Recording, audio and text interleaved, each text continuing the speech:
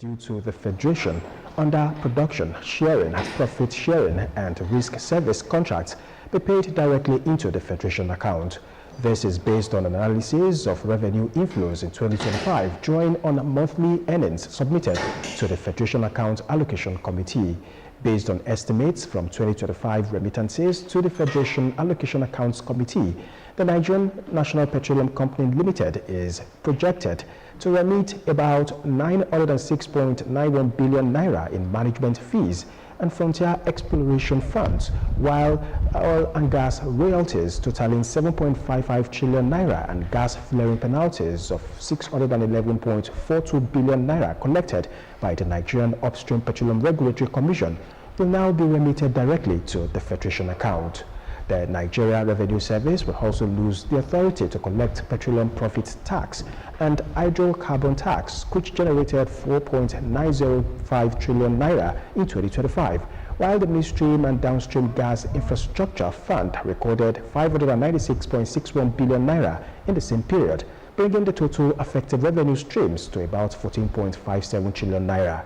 It was reported that the President signed the executive order directing that royalty oil, tax oil, profit gas, and other revenues due to the Federation under production, sharing, profit sharing, and risk service contracts be paid directly into the Federation account.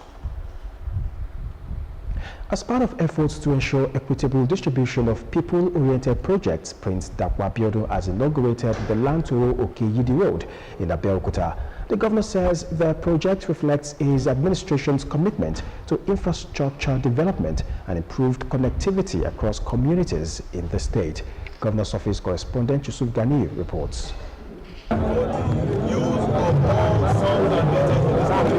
The commissioning of Lantoro Okeyidi Road stands as another milestone in the infrastructure drive of the present administration. Governor Abiodun says the road serves as a strategic link with Abeokuta South local government, providing easier access to key facilities including the Sacred Heart Hospital and the Muslim Youth Prayer Ground. He notes that in the last 6 years, his administration has constructed 39 roads across Ogun Central Senatorial District. Now you can tell me how many governments before me constructed 39 roads in their 8 years of governing Ogun State. It stands to reason that obviously previous administration hardly did anything.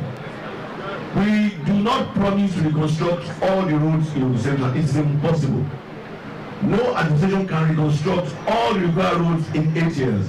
However, every promise we make to you, we will ensure that we will fulfill that. The governor also announced plans for the construction of the Adaton to Mo Junction Road to further improve traffic flow within the metropolis. My earlier made promises in line with my pledge and what I swore when I assumed office. I'm going to be fair, I'm going to be just, I'm going to be equitable. I pledge that I will not develop any part of this state at the expense of another. I am making that pronouncement that I will instruct our contractors to mobilize to the car wash Mo Junction so that you can enjoy that one carriageway. Earlier in his welcome address, the State Commissioner for Works and Infrastructure, Engineer Ade Akisoya, explains that the Lantoro Okeyidi Road, which adjoins the Lantoro Elite Road, enhances accessibility and boosts socio-economic activities for residents. His Excellency Prince Dakwa Abiodun CON had determination to continually fulfill his campaign promises to the good people of Ogun State. This led to the construction of Lantoro Okeyidi Road. A member of the House of Representatives representing Abeokuta South Federal Constituency, Honorable Afolabi Afuakpe, commends the governor for sustaining momentum in road infrastructure development across the states. We are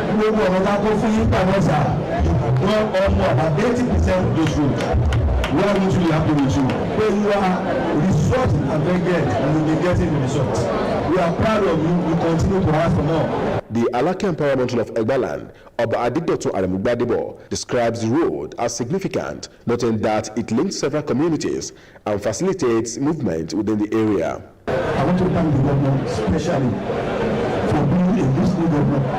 When I said it a few years ago on this road at the other side, I was just playing a kite, hoping that government will do it, and we have done it. The event attracted dignitaries, traditional rulers, market leaders, and residents. Yusuf Ganiyu, OGTV News. Meanwhile, the people of Abeokuta South local government area of Ogun State have appreciated the government of the state for fixing one of the strategic roads in the local government at the inauguration of the Lantoro Okeyidi Road by Governor Dapo Abiodun. The people commended the government for spreading democratic dividends across the state in the last 6 years equitably. Fora Desol reports. One of the most important roads in the premier local government, Abeokuta South, has been reconstructed. The Lantoro Okeyidi Road was said to have been constructed last by the late Chief Olabisi Onabanjo's administration about 47 years ago. Enthusiastic people comprising artisans, market men and women, transporters, and traditional rulers accorded Prince Dapo Abiodun, Governor of Ogun State, a rousing welcome to the inauguration ceremony. The road leads to Eid Praying Ground, Sacred Heart Hospital, Lantoro, Neuropsychiatric Hospital, Annex, Lantoro, and the Sacred Heart School of Nursing, all in Abeokuta South local government area. The chairman of Abeokuta South local government, Afis Balogun, and major stakeholders say the people have not heard it so good. They say when a government is doing the second term, they pay less work to developmental work, but in our own case, it's very different. In fact, I can almost say that the ratio of work between first and second administration is second term is even way more than first term. So you can see that our governor is an able working governor. We are very, very lucky because on a daily basis, the government is putting in very solid infrastructure, and which to me is like building the future. He was the first governor to allow the aeroplane to land in Ogun State. He did the job, and he constructed many roads in Ogun State, did the bridge in Ogun State, so we appreciate him. The governor at the ceremony renewed his pledge not to develop any part of the state at the expense of others and promised to fix Adaton More Junction Road, in addition to over 30 roads in Ogun Central completed by his administration. The people say this is unprecedented. It's trying to spread every road infrastructure and other infrastructure into all the 4 zones of Ogun State. I'm very proud now to tell you that governor is going to, give us housing in Owode Stroke Sheun area. They'll be clearing the road now. Therefore, what else do you want the governor to do? He's doing a wonderful job. Over 1,650 kilometers of roads have been constructed by Prince Dapo Abiodun's administration, which also has unequal records in housing, education, health, and human capital development. Adefowora Adesanwo, OGTV News. International concerns over elevated lead contamination levels in Ogijo, Ogun State government is stepping up regulatory action to safeguard public health and the environment. The move came after a report by the New York Times and subsequent sealing of 7 used lead-acid battery recycling companies in November 2025. Ikem Ago reports. The Ogun State Ministry of Environment inaugurates a joint compliance monitoring committee to ensure environmentally sound management of used lead-acid batteries, popularly known as ULABs in Ogijo. Commissioner for Environment Ola Aresoya presided over the ceremony, reaffirming the state government's commitment to promoting public health and preventing hazardous industrial practices. He explains that the committee is established as a proactive measure to strengthen regulatory oversight of industries engaged in recycling and processing of used lead-acid batteries. That any form of compromise will impact on their health, will impact on their children's health, and may be terminal, even if they should ever compromise. It is not just about government alone coming to have this oversight.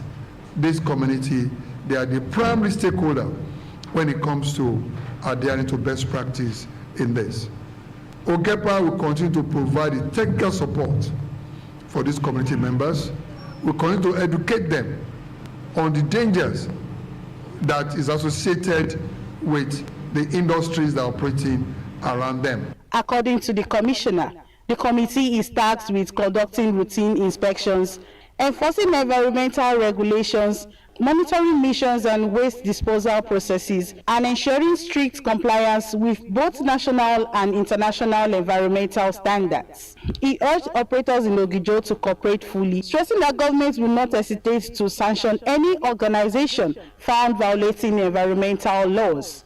Members of the committee include representatives of the relevant government agency, environmental experts, community leaders, and other critical stakeholders. They express readiness to discharge their responsibilities diligently and pledge to collaborate in achieving sustainable and environmentally safe practices. You and I know, unless you just want to hide behind the scene, that there is an issue. And once we identify there's an issue, we should all work together to find solution to that issue. And that is the purpose of why this committee is being inaugurated. Residents of Ogijo welcomed the development, describing it as timely and necessary in addressing long-standing environmental concerns in the community. In Kem Ago, OGTV News. 5 countries have committed troops for international security force for Gaza. The commander of the force said during a meeting of President Trump's newly created Board of Peace. The first 5 countries have committed troops to serve in the ISF, Indonesia, Morocco, Kazakhstan, Kosovo, and Albania. 2 countries have committed to train police, Egypt and Japan. International Stabilization Force Commander Army Major General Jasper Jaffers said.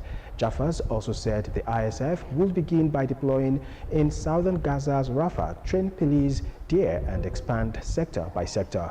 The long-term plan is to use 20,000 ISF troops and train 12,000 police forces, Jaffers said.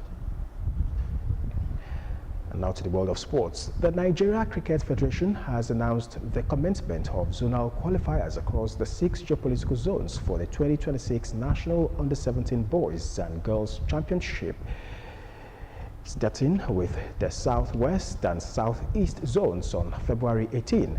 The qualifiers will run until March 1, with the best players from all 36 states expected to represent their respective zones at the main tournament in Abuja. Matches in the Southwest Zone are being held at the MQ Abiola Sports Arena in Abeokuta until February 21, while the Southeast qualifiers are taking place at Government College Owerri until February 22. The National Under-17 Championship has remained a key pathway for discovering new cricket talent in the country, with several alumni representing Nigeria at the last edition of the ICC Women's Under-19 T20 World Cup in Malaysia. And as we go, let us remind you, by yourself, you put something wonderful in the world that was not there before. And that's the news. Many thanks for watching. Dira Babachun comes up next.